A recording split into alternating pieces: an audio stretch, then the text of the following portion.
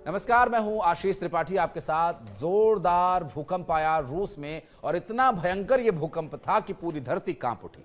रूस के कामचटका प्रायद्वीप के प्रशांत तट पर बुधवार 8.7 की तीव्रता का भूकंप मापा गया और भूकंप के बाद पूरे इलाके के लिए सुनामी की चेतावनी जारी की गई है। भूकंप और सुनामी का असर जापान तक में देखने को मिल सकता है और रूस के कामचटका प्रायद्वीप के प्रशांत तट पर आए इस भूकंप से बड़ी तबाही के संकेत हैं, क्योंकि रेक्टर स्केल पर इसकी तीव्रता 8.7 मापी गई है। अगर प्रथम दृष्टया देखा जाए तो अभी तक किसी नुकसान की तो खबर नहीं है। यूएसजीएस के मुताबिक रूस के सुदूर पूर्वी तट और जापान के कई इलाकों के लिए भी सुनामी अलर्ट जारी किया। नेशनल वेदर सर्विस यानी राष्ट्रीय मौसम सेवा के सुनामी चेतावनी केंद्र ने रूस के पूरे हवाई राज्य के लिए सुनामी चेतावनी जारी की। यूएसजीएस के अनुसार भूकंप इतना मजबूत था, उथला था कि इससे सुनामी भी आ सकती है। पूरे इलाके में 1 मीटर तक की ऊंची लहरें उठने की संभावना है। जापान की मौसम विज्ञान एजेंसी ने बुधवार को बताया कि रूस के कामचटका प्रायद्वीप के पास 8.7 की तीव्रता का एक शक्तिशाली भूकंप आया। जापान के लिए सुनामी की चेतावनी जारी कर दी गई है।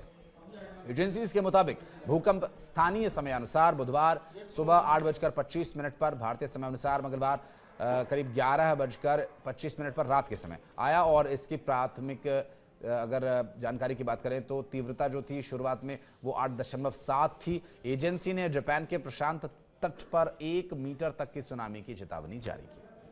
हालांकि अभी तक किसी तरह का कोई नुकसान हुआ या नहीं हुआ इस बारे में कोई डिटेल्स तो नहीं आ पाई हैं, लेकिन जापान के एनएचके टेलीविजन के अनुसार भूकंप जापान के 4 बड़े द्वीपों में से सबसे उत्तरी द्वीप होक्काइडो से लगभग 250 किलोमीटर यानी 250 किलोमीटर लगभग 160 मील दूर था और इसे केवल हल्का महसूस किया गया। अमेरिकी भूवैज्ञानिक सर्वेक्षण ने यह कहा कि भूकंप 19.3 किलोमीटर यानी लगभग 12 मील की गहराई पर आया है और रूस की ओर से कामचटका पर पड़ने वाले प्रभाव के बारे में तत्काल कोई जानकारी नहीं मिल पाई है। दरअसल रूस के पूर्वी तट पर 8 की तीव्रता वाले भूकंप के बाद सुनामी की चेतावनी जारी की गई, क्योंकि जब भूकंप टेक्टोनिक प्लेट्स के टूटने, सरकने या टकराने की वजह से आता है तो अगर उसका केंद्र समुद्र के किसी गहरे तट में है, उसके भी नीचे है, तो इसका असर समुद्र की लहरों पर भी देखने को मिलता है और जो कि खतरनाक कई बार साबित होता है। हालांकि ये तीव्रता काफ़ी अधिक थी, इसलिए ज़्यादा इसकी समस्या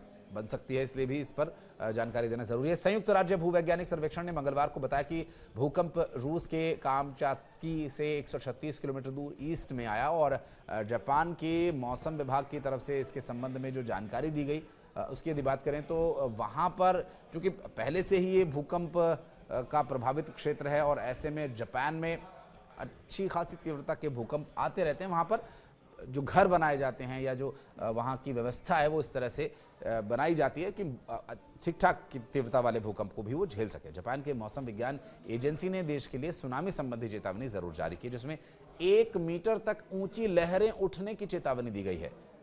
प्रशांत सुनामी चेतावनी केंद्र ने हवाई राज्य के लिए तत्काल सुनामी चेतावनी जारी की है। हवाई काउंटी सिविल डिफेंस एजेंसी ने सोशल मीडिया पोस्ट में कहा कि भूकंप इतना शक्तिशाली हो सकता है कि हवाई में विनाशकारी लहरें उठ सकती हैं।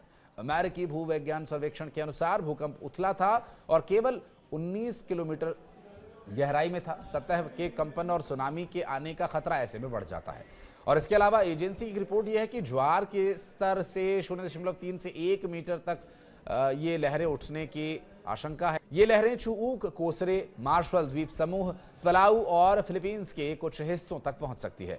जापान के प्रधानमंत्री शिगेरू इशिबा को भूकंप के बारे में जानकारी दे दी गई है और इसके तुरंत बाद सरकार ने जानकारी इकट्ठा करने और प्रतिक्रिया की योजना बनाने के लिए एक आपातकालीन समिति का गठन किया। हालांकि रूस के क्षेत्रीय गवर्नर ने प्रारंभिक रिपोर्ट्स का हवाला देते हुए कहा कि भूकंप से अब तक किसी के हताहत होने की कोई सूचना नहीं है। हालांकि प्रभावित क्षेत्रों में किंडरगार्टन क्षतिग्रस्त होने की भी बात सामने आई थी। इसके पहले जुलाई की शुरुआत में कामचत्की के पास समुद्र में 5 शक्तिशाली भूकंप दर्ज किए गए थे, जिनमें से सबसे ज्यादा जो तीव्रता वाला था वो था 7.4 का। अब आप अंदाजा लगाइए कि इस बार तो 8.78 के आसपास ये तीव्रता करीब मापी गई थी और सबसे बड़ा भूकंप 20 किलोमीटर की गहराई पर आया था, जो कि करीब 1,80,000 की आबादी वाले पेट्रोपाव्लोव्स्क कामचत्स्की शहर से 144 किलोमीटर पूर्व में आया था। 4 नवंबर 1952 को कामचत्स्की में 9 तीव्रता के भूकंप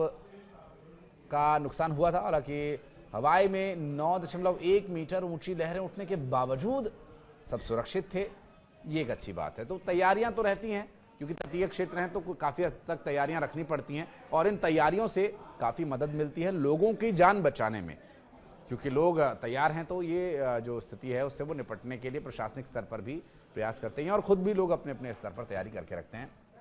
जापान हो गया, कनाडा हो गया, अमेरिका हो गया, हवाई वाला जो इलाका है, रूस का जो तटीय इलाका है, ये सभी वो इलाके हैं जो अक्सर इस तरह की स्थिति से, और खास करके जापान तो बहुत ज़्यादा सतर्क रहता है इस तरह की परिस्थिति से निपटने के लिए। बहुत नुकसान उसने ऐसे मामलों में झेला है। बहरहाल ये थी मौसम की वो स्थिति जिससे आप समझ सकते हैं कि रशिया में जो भूकंप आया और जापान पे क्या इसका असर हो सकता है। लेकिन हाँ, अभी एक महत्वपूर्ण बात यह है कि टेक्टोनिक प्लेट्स कहीं भी सरकती हैं, भारत में भी आते रहते हैं भूकंप, और भारत जो कि घनी आबादी वाला राज्य है तो हमें भी तैयार रहना होगा भूकंप से, किसी भी परिस्थिति से निपटने के लिए। तो एक छोटा सा एक कॉन्टेस्ट करते हैं कि आप हमें ये बताइए कमेंट सेक्शन में आकर के कि यदि भगवान न करे कोई ऐसी परिस्थिति बनती है और आपको बचना है, खुद को भी बचाना है और दूसरों की भी मदद करनी है, तो क्या क्या आप कर सकते हैं भूकंप आने की स्थिति में। पहली वो 5 बातों का क्या हमें ध्यान रखना होता है, आप अपने कमेंट सेक्शन में बताइएगा हमें, और फिर हम आपको नाम मेंशन करेंगे अगली वीडियो में। और बहुत धन्यवाद यहाँ तक वीडियो देखने के लिए।